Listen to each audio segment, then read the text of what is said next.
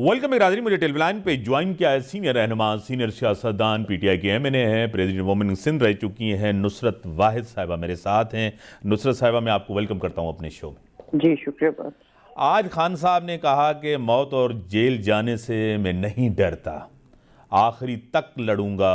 आपको पता है फवाद चौधरी साहब की गिरफ्तारी, इलेक्शन कमीशन ने एक एफआईआर कराई कोसार थाने में, और जिस तरह उन्होंने धमकियां दी, जिस तरह उन्होंने डराया, खौफजदा किया। इससे पहले सेनेटर निहाल हाशमी ने भी नून लीग के, उसके साथ जो हुआ आपके सामने।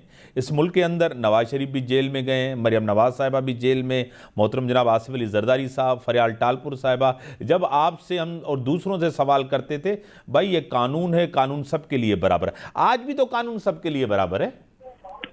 बिस्मिल्लाहिर्रहमानिर्रहीम। बहुत शुक्रिया इम्तियाज साहब ने प्रोग्राम में इनवाइट करने का। जी बिल्कुल, कानून सबके लिए बराबर है, लेकिन यहाँ पे अगर एक खास किस्म का एटीट्यूड रखा जाएगा, जो मिसालें आपने दी कि उन्होंने क्या किया और उन्होंने क्या किया, तो थोड़ा सा शायद आपको याद होगा कि नैब हम लोगों ने नहीं बनाई थी, नैब इन दोनों ने ही बनाई थी, और सारे मुकदमे इन दोनों ने ही एक दूसरे के ऊपर किए, जिसमें जरदारी साहब 11 साल जेल के अंदर रहे और उनकी जबान तक काटी गई। और उसके बाद जितने मुकदमे हुए, ये सब लोग ही एक दूसरे के खिलाफ करते रहे और उनको सजाएं देते रहे और सब करते रहे।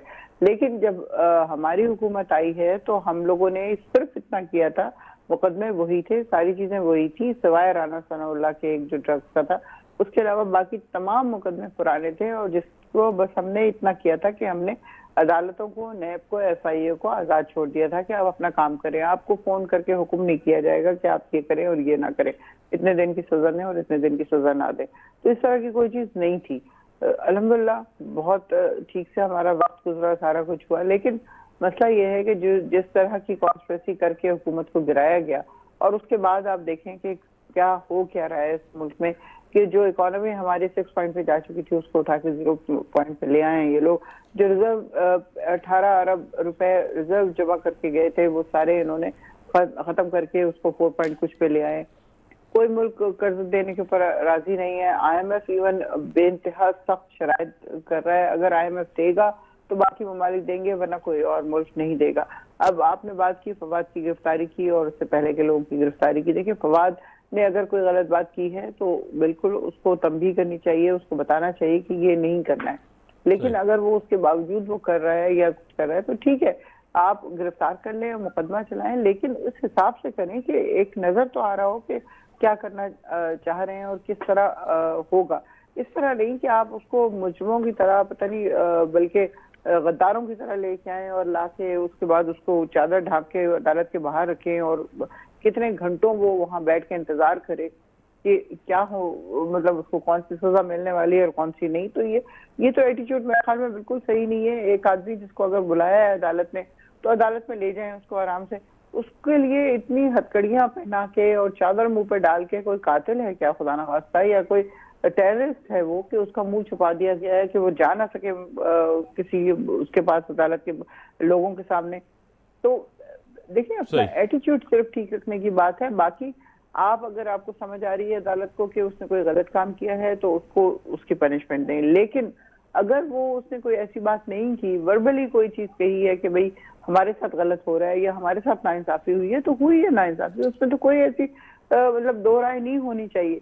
कि अब इलेक्शन कमीशन बिल्कुल इंतहाई बायस्ड है, इलेक्शन कमीशन इंतहाई बायस तरीके से काम कर रहा है। आप देख लें बल्दियाती इलेक्शन जो हुए यहाँ पे सिंध में, वो किस तरह हुए, क्या हुआ, किस तरह प्लान किया गया, किस जमात को, किस तरह की जमात को अलग किया गया और फिर कहाँ से कहाँ हम लोगों को पहुंचा दिया गया। तो ये वो चीजें हैं जो इसको कुछ कहने से किसी को बुरा नहीं लगना चाहिए, किसी को गुस्सा नहीं आना चाहिए। ये चीज एक्चुअल में हुई है और सबको पता है कि ये हुई है। किस तरह एक दिन पहले से वो बैग्स गायब किए जा रहे थे और उनके पट्टे लगा के लाके यहाँ पे डाले गए और गिनती हुई, और फिर 5 दिन से ज्यादा गुजरने के बावजूद रिजल्ट नहीं आ रहा था। तो ये तो जाहिर ईवीएम ये इसीलिए चाह रहे थे ना खान साहब के ईवीएम हो और इलेक्शन साफ सुथरे हो। लेकिन इलेक्शन साफ सुथरे नहीं हो सकते इस मुल्क में जब तक के हम लोग खुद साफ सुथरे ना हो। सारी बात ये। तो अब फवाद ने जो कुछ भी किया है उसका ये तनकीद करता है, वो उसका मकसद बगावत करना नहीं है। तो मेरे ख्याल में तो अदालत को चाहिए कि मुकदमा खारिज करे, उसको एक तंबीह करे कि भाई इस तरह की बातें ना करो और बस खत्म करे। इंतकामी ठीक है, कार्रवाइयां क्यों ठीक कर है, रहे हैं? ठीक है। और आपको पता है, आप एक्चुअली बौखलाहट का शिकार है।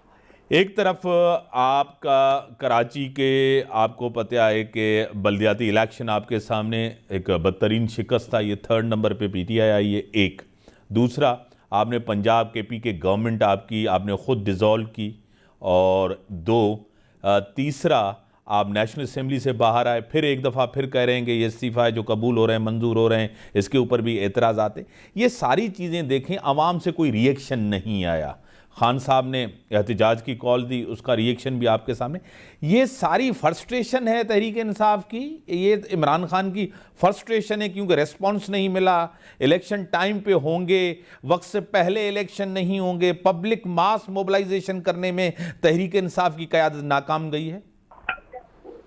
आप ये किस कदर, मतलब मुझे तो नहीं समझ आती आपकी गुफ्तगू कि पब्लिक मास, लोगों के वो हजूम थे जो आज तक दुनिया ने कभी नहीं देखे। किसी मुल्क में ऐसा नहीं हुआ कि हर शहर ने पिछले शहर का रिकॉर्ड तोड़ा हो और 2 महीने के अंदर वो मेरे ख्याल में 30 से ज्यादा जलसे कर चुके थे। सही। तो मतलब ये सिर्फ बातें हैं कहने की, इसके अलावा तो कुछ भी और नहीं है। क्योंकि मैं समझती हूँ कि खान साहब जितनी कामयाबी से चल रहे थे, अनलेस अनटिल उनको मारने की कोशिश की गई और किस तरह उनके साथ हुआ है, वो उस पर भी बेइंतहा अजीबोगरीब बातें की गई। कुछ ने कहा कि वो सलमान खान से ज्यादा अच्छी एक्टिंग करते हैं, कुछ ने कहा शाहरुख खान से अच्छी एक्टिंग करते हैं, गोलियां लगी ही नहीं है और ड्रामा कर रहे हैं वो। तो ये वाली चीजें मतलब वो किसी भी जिसे कहना चाहिए महज़ब माशरे में सूट नहीं करती। कि आप लोगों ने भी सारे अपने रैलीज निकाली पूरे पाकिस्तान में कि इस्लामाबाद आए, क्या कभी किसी ने देखा कि शेख रशीद साहब ने कोई इस तरह की चीज की हो? कभी कोई हर्डल क्रिएट की गई हो? वो आए, बैठे, चले गए। इसी तरह सिंध से पूरा कारवां निकला, पूरे पाकिस्तान से होता हुआ वहां इस्लामाबाद पहुंचा।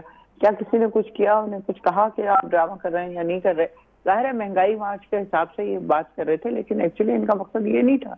इनका मकसद था कि किसी तरह ये गवर्नमेंट टॉपल डाउन हो और हम हुकूमत में आए और अब देख लें महंगाई का क्या हशर है, कहाँ से कहाँ पहुंच गई। अवाम एक वक्त की रोटी को तरस रही, यानी लोगों को उस जगह में पहुंचा दिया गया है जिसका कोई तस्वीर नहीं कर सकता था आज से पहले, कि लोग एक आटे की बोरी पैसों से खरीदने के लिए कुचले जाएं और मार दिए जाएं, और औरतें, बापर्दा औरतें मर्दों के बीच में घुस के फिस के वो आटे की एक बोरी खरीदने की कोशिश करें।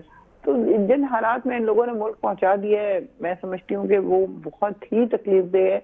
कोई भी इंसान जिसके अंदर जरा सा भी शऊर हो वो इस चीज को बर्दाश्त नहीं कर सकता कि पाकिस्तान कहाँ से कहाँ जा रहा है। लोग तड़प रहे हैं, एक्चुअली लोग तड़प रहे हैं कि किस तरह चीजें सही हो जाए। लेकिन मेरा ख्याल, मुझे लगता है मुश्किल है। अल्लाह बस पाकिस्तान को सलामत रखे, अदरवाइज तो आमीन। आपको पता है कि मैशियत बेहतर नहीं है, इससे कोई शक नहीं है। बेरोजगारी, महंगाई, तवानाई का बहरान, ये सारे बहरान हमारे सामने हैं।